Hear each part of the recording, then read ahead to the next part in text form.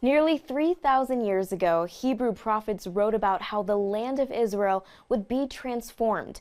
One book shows the remarkable and even prophetic changes in the land in the last 70 years since Israel became a nation. Take a look. 150 years ago, famed author Mark Twain visited the Holy Land and wrote, "It was a desolate country and a silent and mournful expanse." He talks about up in the Jezreel Valley, he talks about how that you can travel in 10 miles in any direction and not see a single person. And so one of the towns that we did some photography was of a small town of Afula, which is really off the map as far as many Westerners are concerned, but it was established in the early 1900s. So 50, 60 years after Mark Twain, there's a small Jewish settlement. Today it's a booming Israeli city that we've been able to match some side-by-side perfect photography with it. Doug Hershey and his team chose 200 photographs of Israel from the 1880s to the 1940s. In his new book, Israel Rising, The Land of Israel Reawakens, Hershey chronicles the changes from that time span until today. That's been part of the joy. I mean, we have these old photos of Tel Aviv of less than 100 years ago of shacks on sand dunes with camel caravans on the beach, and to compare it from the exact same angle today, it's just stunning.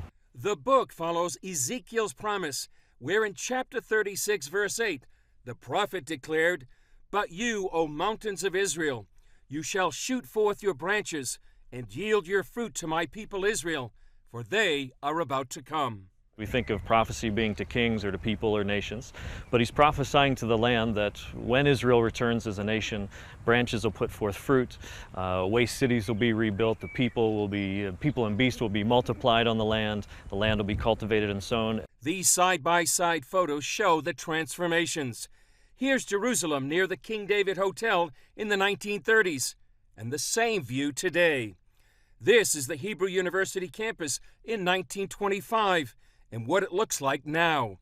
From the north in Haifa to the south in Beersheba, Hershey says the pictures represent the prophet's words coming alive. We're living in a really profound time in history. We're living in a time where 2,700-year-old prophecies from Isaiah and Ezekiel and Jeremiah, they've been lying dormant for about that long, and many of them are coming to pass. The most repeated promise through the scriptures is that God will bring his people back to the land, and when they do, there's going to be these dramatic changes, and we're seeing those. Hershey says the land itself seemed to be waiting for its ancient people to return. To me, it's one of the most profound things here, is this land has been conquered 15, 20 different times. It never becomes a homeland for any other people group, and the land would never produce for any other people group. And Israel moves back in, and suddenly the vast desert wastelands are now producing flowers, they're producing fruit.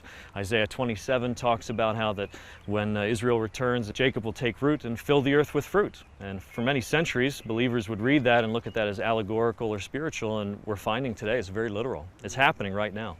Hershey says the book provides a visual opportunity for those who have never visited Israel, and it's also struck a chord with the younger generations. Most millennials are ready for something real. They want to see something practical. It's as far as much of perhaps theological Christianity that they've been raised on, more ideas. They're ready for something solid. They're ready for something real. And so even now when I speak in the States, sometimes I'll have questions about theology or questions about the land, and usually my answer revolves around, let me show you. Come with me to Israel, I'll show you myself. As Israel celebrates its 70th anniversary, Hershey sees Israel as a miracle. Absolutely. I mean, Israel is the time clock, as many people have heard and have said, and I believe that as well. I mean, there's so much that is happening here in a very short amount of time. To me, it's one of the most profound miracles of our day. Chris Mitchell, CBN News, Jerusalem.